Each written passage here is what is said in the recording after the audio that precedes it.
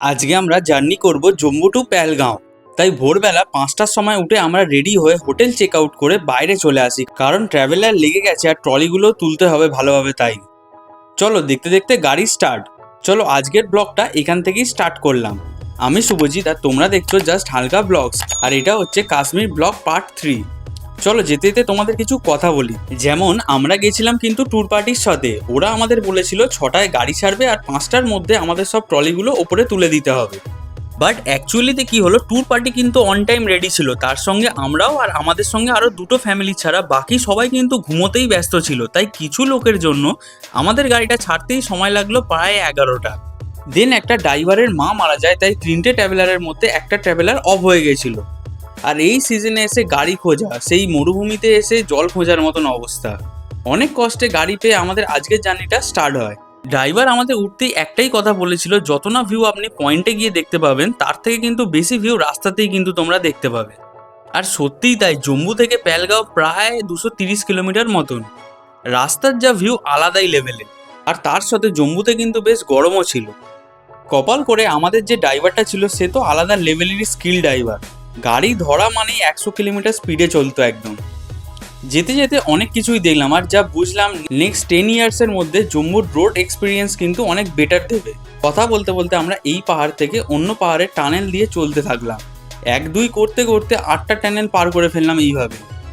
দেখতে দেখতে অনেক বেলা হলো। 80 কিলোমিটার মতন এসে ট্যুর পার্টিরা একটা ধাবা ভাড়া করলো আর আমাদের সবাইকে লাঞ্চগুলো করিয়ে দিল। দেন গাড়ি আবার স্টার্ট। এরপর যেন আস্তে আস্তে রোড এক্সপিরিয়েন্সটা আরও ভালো হতে লাগলো, আর ভিউগুলো দেখতে দেখতে আমরা বিশাল বিশাল টানেলে ঢুকলাম। আর লাস্ট একটা টানেল প্রায় 9 কিলোমিটার মতন ছিল। সুন্দর সুন্দর ভিউ দেখতে দেখতে ন্যাশনাল হাইওয়ে ধরে আমাদের গাড়ি ফুল স্পিডে কিন্তু ছুটতেই থাকে।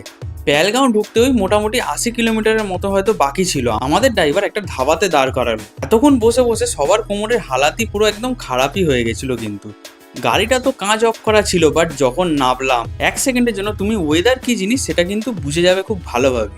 আকাশ পুরো প্রায় কালোই, হালকা বৃষ্টি, লম্বা লম্বা বাজ পড়ার ফ্ল্যাশ, হাড় কাঁপানো হাওয়া। আর আমি জানি না কতটা তোমাদের বোঝাতে পারছি, বাট সত্যি বলছি এমন ভিউ অনেক কম মানুষই দেখতে পায়। যেটা চোখে দেখেছি সেটাই ভিডিওতে তুলে ধরা সত্যিই মুশকিল আছে।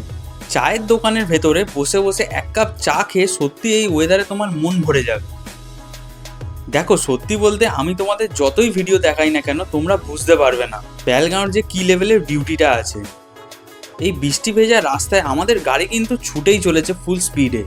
সত্যি এই ভাইবটা জাস্ট আলাদা লেভেলের। কিন্তু দেখতে দেখতে আমরা পৌঁছে যাই হোটেলে। আর হোটেলটা ঠিক এমন ছিল, সবাই রুমে যাওয়ার আগেই গরমে হাত সেঁকতে বসে যাচ্ছিল, কারণ এতটাই ঠান্ডা। কোথায় 38 ডিগ্রি আর কোথায় ডাইরেক্ট একদম 6 ডিগ্রিতে। এই হলো আমাদের আজকের বিশাল রুম।